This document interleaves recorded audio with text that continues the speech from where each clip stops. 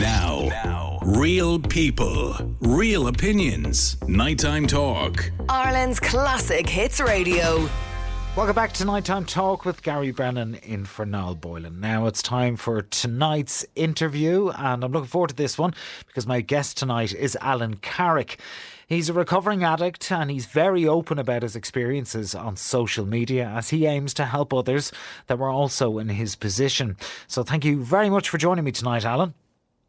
Yeah, cheers for having me on, Gary. I've been listening to your show now there for the last hour or so, and there's been a lot of interesting topics come up, so I hope they probably shed some light on them if I can. Well, that's what I wanted to ask you, Alan, because we were talking about alcohol and then we were discussing a little bit about cocaine use in the workplace and all that sort of stuff. It's becoming more and more readily available. Some would say it's absolutely everywhere, and even more pervasive than even alcohol. Would you say that's true? Yeah, definitely so, but I think kind of for me personally, I never really thought the actual issue was, with that drink or with that joint or, with that bag of coke or drugs in general. I always kind of felt as if the issue was kind of more complex than that, and it was kind of an internal issue. It just turns out that drugs just acted as the perfect mask to kind of, hide and shield that pain that, we were so afraid to be vulnerable about. So I think, of course, like drink and drugs, it can often be kind of recreational, but then there's a very thin line and often a blurred line as well, from kind of recreational use to, misuse. And that's typically kind of how it ends up, Do you think, Alan, as a nation and as a people, we have a bit of a problem with addiction? Doesn't matter what the vice is, we just have a bit of a problem with addiction. When we find something we like, we tend to go all in. Yeah, I would say that now, but I'd also say as a nation in Ireland, we're not very vulnerable people, Gary. I think the kind of old Irish thing is that you ask somebody how they are, and the typical response is, yeah, I'm grand. Always, but a lot of people grand, are not grand. Yeah, a lot of people are not grand, and I think kind of the house I grew up in with my mother, we didn't speak about our feelings, Gary. And it was something where it was just kind of get up and get on with it. And, I think a lot of the time that's what it is for people, is that they're just so used to suppressing themselves, not being vulnerable, hiding how they're feeling. And ultimately it comes to the point where they just can't handle that anymore. And they need something to, quiet that busy mind or that kind of racing mind. And I think stereotypically speaking, like Ireland, we love a drink. For sure, yeah. I think kind of, to add to that as well, because we love a drink, we can often spill over into kind of other things in the night out. That's how it kind of starts for a lot of people. Is you have a few drinks, you get a bit sloppy, you probably take a sniff of cocaine, and, it kind of goes on from there, and that's kind of where the use will start, But I think it's about looking internally and seeing what's going on with yourself and trying to understand who you are and what you are, but most importantly, understand how you're feeling, So you're very open about your journey on social media. That journey word, the American word journey, but it is, but it has been a journey. And I was, if you'd be so kind to open up a little bit to us tonight and maybe bring us back to the start. How did this all start for you? Well, I've been kind of suffering with my mental health ever since I can remember, Gary. And, I grew up in an area called Coolock in North Dublin, and it's kind of an area that's kind of gripped by drug addiction, by crime, by, kind of gangland activities. So kind of taking that first step off your porch in Coolock, you're not too far away from kind of all the drama and all the stuff that's going on. So it was quite a deprived area, and I went to a school just across the road from my house. And, in that school, there was, again, like a lot of kind of bullying and kind of negative behaviours, and a lot of these kids that went to this school were subjected to violence at home with their mother and father, and, maybe kind of addiction in the home with drink or drugs. So they were kind of going in there to get away from all that, and a lot of them were, going in there to kind of, release the kind of fury that they had inside them, that anger, that sadness, and ultimately they were kind of unleashing that on other students. And I kind of got the backlash of that now, and a lot of other students did as well. So there's a lot of bullying going on. I grew up, with a single mother. So my father wasn't around really too much. And, that kind of leaves a feeling of abandonment deep inside the child. And it was kind of rooted in me ever since I was young. So, I constantly tried to seek validation and acceptance and belonging in certain things because of that absence, not having my father around. And because I was getting bullied in school, that kind of compounded that feeling that I didn't belong and the abandonment. And again, kind of going back to what we were saying, Gary, is that, the old Irish kind of rule of thumb is that feelings are not discussed. It's just get up and get on with it. And when I went to my mother and told her what was going on, everyone gets bullied and everyone goes through this and everyone goes through that, which is understandable and it's true. You probably were subjected to certain things like this yourself growing up, Gary, but it doesn't mean that it's okay. Yeah. And I kind of carried that weight from, my entire life, thinking that, sure, this happens to everybody, like we lose people, sure, get on with it. You get bullied, sure, get on with it, and so on and so forth. So I was constantly carrying all this baggage in my life, and I was just trying to get on with it. But, that baggage was really, really heavy, and you end up kind of buckling at the knees almost and falling to the ground. And especially when I lost my grandfather in 2012, he was the man I looked up to. He was my father figure. He was the one that I kind of felt genuinely loved me and took care of me. And he was the man in my life where he was the only man that didn't abandon me, and when I lost him, that just kind of crushed me. So from kind of there on in, it was just a downward spiral. In secondary school, I was so afraid of, kind of what I went through previously in primary, getting bullied. So I went into secondary school kind of, with a toughened exterior, trying to be someone I wasn't, being the class clown, trying to not be that shy, awkward kid that, people would try pick on and subject to bullying. So, ultimately what I did was that I was just the opposite of who I was in primary, and I became the bully. I became the kid that was unleashing his fury in school and giving others a hard time. And, I got suspended tons of times. Like, my mother was always down in the school, and she used to often say to the vice principal that she should get a bed down there for me. So every time she goes down, she has somewhere to rest. And it's funny now, but at the time, it wasn't and I ultimately got expelled just because of me erratic behaviour and the way I was treating people and the disrespect. But again, I didn't go to school to learn or to be educated. I went to school to get away from kind of what was going on at home. And, when I got kicked out of school, I had nowhere to go to take myself away from what was going on at home because I was stuck at home. My family's thing was as well, if you can't go to school, you're not going out and acting the maggot. So I was like, fuck, I'm kind of stuck here, and I don't know what to do. So I kind of, I kind of just became real in on myself then, and I ultimately kind of got involved smoking weed. Kind of 2015, I think it was, and it was again like recreational. I had asked my friends, like, "Why do you smoke this stuff for? Like, what is this doing for you?" And in fact, I was actually quite anti-drug and anti-drink because my that's what father I was wanted to alcoholic. ask you. I wanted to ask you that, Alan. Like, when you started smoking the bit of weed, you knew, you knew what it was. I mean, did you have any preconceived notions about drugs? Where had you learnt anything about not taking them? Yeah, I did, but you kind of always think to yourself, Gary, that'll never be me. Yeah. And that's just the way it is with, people and society, is that even though we see all this madness that's going on all around the world, you never think for one single second you're going to be subjected to it. And when I started smoking weed, Gary, my whole thing was I didn't want to get addicted to drugs. It was to have a joke and a laugh and get the munchies and kind of suppress the reality and kind of be in dreamland, but that transpired quite quickly into, I kind of depended on that weed to take me out of reality. And ultimately, that got worse. My best friend died right before my eyes in 2016. And I started taking coke then that exact night that he had passed away. And coke was the real kind of killer for me, and it was the real thing I had such a dark relationship with, because my family actually didn't know I was sniffing cocaine. They had not got a clue. And what happened to your friend, Alan? Was it anything to do with drugs? No, my best friend Neil is his name, and I grew up with Neil. He moved into the area. He came across from Darndale, and he actually knocked down on my door one of the days and just asked me to be friends. He was actually knocking on everyone's door trying to be friends with people, and he was like a stray cat kind of thing, like, you know, but he was the nicest fella you could have ever met in your life.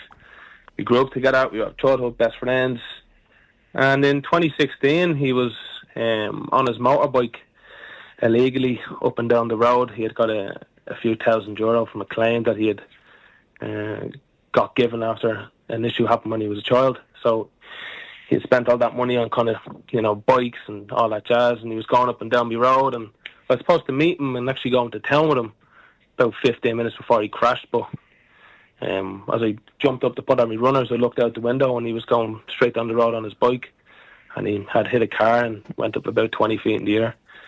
I just ran out of my house and ran over to him. He had no helmet on, and he was just on the ground, you know, and he was in a bad way, Gary. I'm sorry, Alan. I'm sorry. Yeah. But that must have been like horrific to see and go through, and that brought you to another place.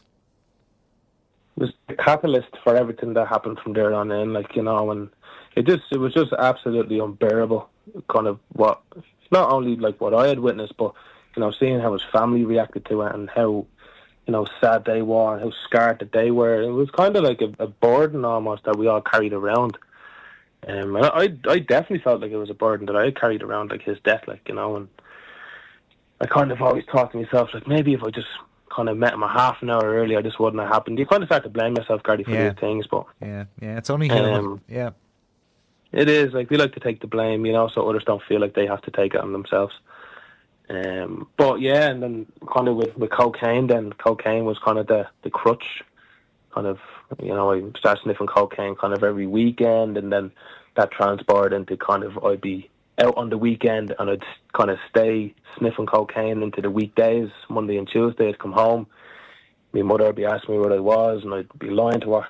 I'd be telling her I was, you know, with a girl, or staying in a good friend's house that wasn't involved in any of that stuff. But she knew quite well what I was doing, like, you know, and kind of as the years passed on then into kind of 2019, she had ended up becoming ill with breast cancer, and you know, she had kind of started off by telling me that it was alopecia because her hair started falling out, but I think if she had told me what was really going on, it would have sent me off on you know, a mad one. And ultimately I didn't believe her, and she told me the truth, and I just had a mental breakdown, Gary, like, you know, and I couldn't handle it, like, anymore. Just all the news I've been given over the years and not talking about it and suppressing it and taking drugs, and it was just too much to bear. So I kind of acted out when she had told me the news, and she had told me that she wanted me to leave the home, and I left the home. You know, understandable. I mean, nobody wants someone like that in their home, especially when, you know, you're going through such a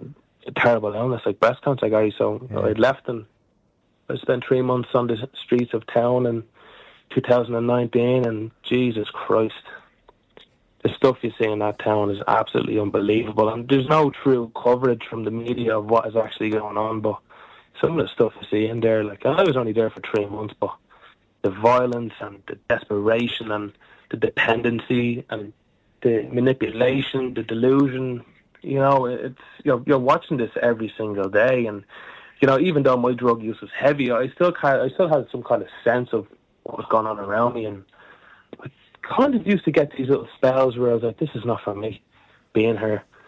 And I would, you know, quickly shut myself up by sniffing a pack of cocaine or taking a tray of tablets, and then, like, I'd be like, yeah, no, this is who I am. I belong here. And so it would, the brief hit would alleviate what you were going through, and it'd take you to another place.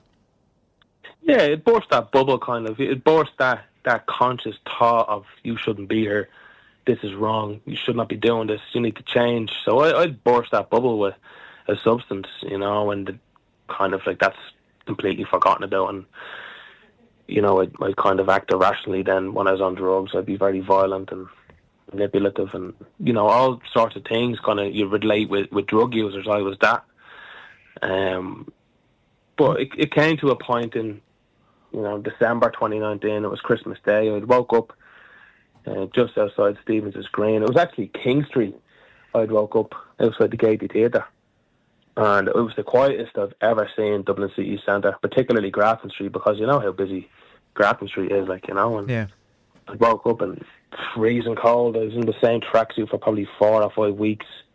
I had no drugs. I'd taken them all the night before to ease the pain of kind of going into Christmas Day alone and with nobody, and took my phone out of my pocket, and I was trying to ring people to score drugs, and there was literally nobody around.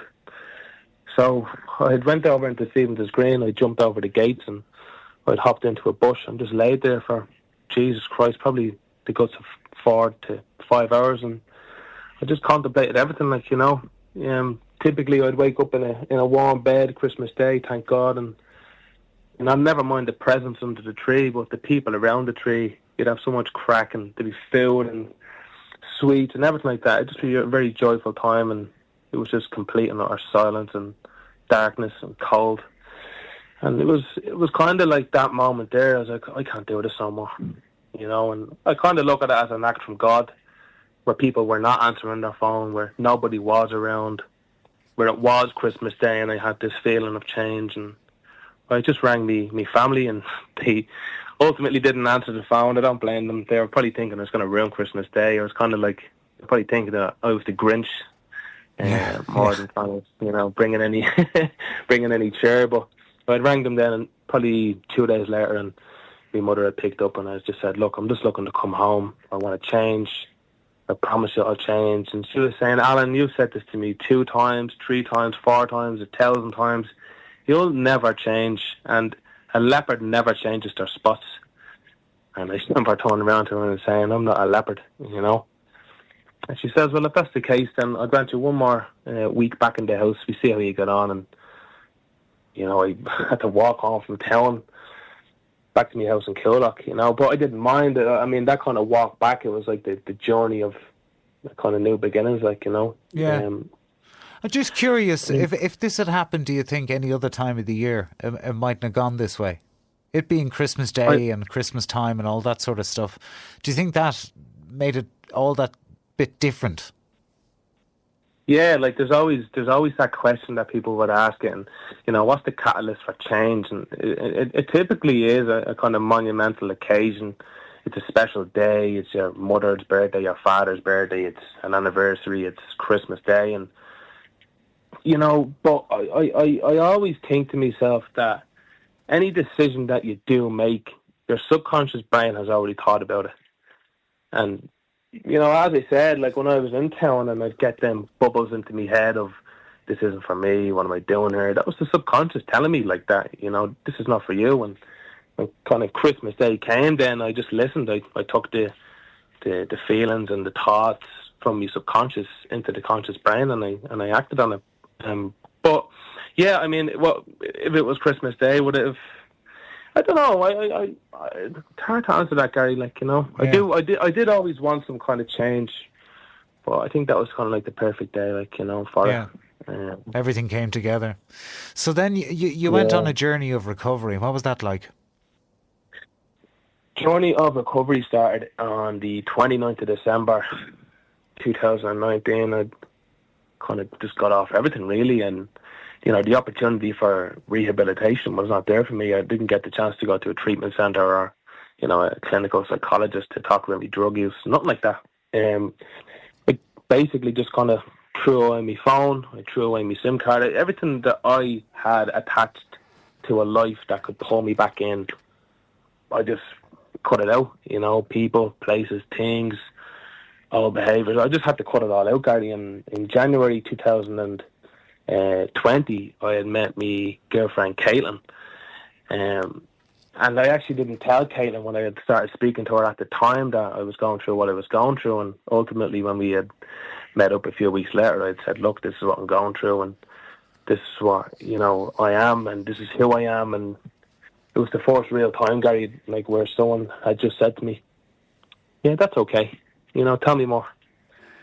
And I just kind of started spilling out my heart to her, and I was vulnerable, and I guess kind of everything that had ever happened to me, I just felt like she had wanted to listen, and she was there, and she didn't always have the advice me, Gary, but, you know, she had her presence and her 2 words, and she listened, and I guess kind of what I needed was someone to just kind of pick my brain and ask me why I did these things, or what made me do these things. And she has just been such an incredible support system for me over these last nearly 5 years now. And her mother and father, Caroline and Christopher, have been instrumental as well. People like Gavin, people like Peter. I don't really think me mother accepted kind of everything that I did over the years, and I don't blame her. But I just tried to make amends with everybody. I tried to change all behaviours, but most importantly, I just looked into my soul, and I just figured out who I was and what I stood for and what I dignified myself on. And that was a long road in itself, but that all started, Gary, with vulnerability. And it started with not just the need to change, but the want. And people always talk about the need, but it's not that at all. We need a lot of things in life, but what do we want the most? Yeah. And for me, it was the want to change, and I just didn't want to be that person anymore who was, a heartache to my family. I didn't want to be someone who was violent, aggressive, someone who was emotionless, someone who was detached. I didn't want to be that way. I was never brought up that way, and I'd always thought about my grandfather, and what would he think that of all the stuff that I'm doing, and kind of all these things came flooding back. And whilst this was difficult to manage these feelings and thoughts and emotions, I faced it. And it was something that I didn't do for years. I just ran from everything. But I just said, what? I've ran my whole life from all these issues, from these things that are facing me. What's the point? Let's just turn around and face it. It's not going to kill me. It's just going to make me stronger. And if it doesn't make me stronger, then look, so be it. But at least I'm here standing toe to toe with the issues that face me every day. And isn't it amazing that it takes so much strength to be so vulnerable, and vice versa? It takes so much vulnerability to be strong. I mean, it's incredible to face up to what you'd gone through and then to take on that journey virtually on your own. As you say, you didn't have any access to help or rehab centres, things like that. You just took life by the scruff of the neck and did it on your own. That's incredible. Yeah, I mean, look, I never take credit for it, Gary. I mean, I always give thanks to Caitlin, because I never truly understood the meaning of behind every strong man is an even stronger woman. It's very true. She is exactly very that. True. She is the light and the ray of my life, and she's the support system I never had. She's that kind of maternal figure almost as well, but most importantly, she's her, and she's someone that just wanted to help, and she's someone that just wanted to kind of help me. But not only that, she loved me and respected me and cared for me and just wanted to listen. And I always think to myself, I done kind of 2% or 3% of the work, but it was really the people I had behind me, or I could say in front of me, who were saying that they'll go to war with me, and they'll be there the whole ride and the whole journey. And that they were just incredible. So I always put it down to them. I wouldn't be who I am today without the support system that I had, and they're absolutely amazing people. They're admirable. Yeah, no, there's no doubt we need people, that's for sure. You can't do anything on your own. I'm curious though, where are you now in your life? And do you look back on those years with, regret, or do you say to yourself, look, it happened and it is what it is, and I have to move on for my own, for my own sake and for Caitlin's sake? Where are you now in your life? I'm at a point in my life, Gary, where I'm acceptant of the fact of the things that I did. I understand I cannot change them, but all I can do going forward is make sure I never make the same mistakes again. And that's the kind of whole reason I started up my TikTok and Instagram pages, because I wanted to use everything that I had went through, the experiences that I was subjected to, and a lot of the experiences that I subjected myself to help other people. So that's had to give me a new lease of life, to try help and to try be a part of the change, because for so long it was a part of the issue, and I was just so kind of, I was lacking a sense of direction. So that's ultimately where I am today. I'm just at peace with everything that has happened. And you talk about kind of guilt and shame, and I carry that every single day of the week, guilt and shame, but it's not kind of carried as a sad emotion or an emotion of sort. It's kind of carried as, this is a stark reminder of kind of where it can all go so wrong. And I kind of do enjoy having that there to remind me of it. Do I regret the things that I did?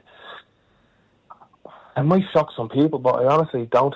I truly do not regret a single thing that I did. And the reason why I don't is because I wouldn't be the person who I am today if I wasn't that person in the past, if I didn't make certain decisions, if I didn't, kind of get myself involved in certain things. And I know that came at a cost of losing so many people and breaking so many hearts and ruining so many relationships and destroying their mental health and my own mental health and contributing towards the issue with drugs. But I cannot say for a single second that I regret it, because I'm on such a beautiful road now. I'm on such a peaceful road. I'm on a fulfilling road. So yeah, it's difficult to say I reject it, Gary, Well, Alan, I hope you stay on that peaceful and positive road, and I'm sure you will. And I have to say, I really, really appreciate you being so open and honest with us this evening. I appreciate the opportunity, Gary, to have me on and to kind of spread more awareness and to kind of, hear my story. And look, for anyone listening out there, I'm just a normal 26-year-old bloke from North County Dublin and Coolock, and I'm nothing special. I put a camera in my face. I show people about my experiences. I talk about my experiences, but I am not special. Anyone in this life is capable of change, but you have to want to do it every single day waking up. You just need to face it. And if you truly want change in your life, know that you're capable, know that it's possible, but know that it's all in your hands. People give you the ball, they give you opportunities, they give you advice, they give you care, love and respect. Take the ball yourself and make a play with it. There you go. And that's what I'd say to anyone out there now that's struggling at the moment. Great message, Alan. How can people find you on TikTok and Instagram? They can find me on TikTok and Instagram at Alan Carrick.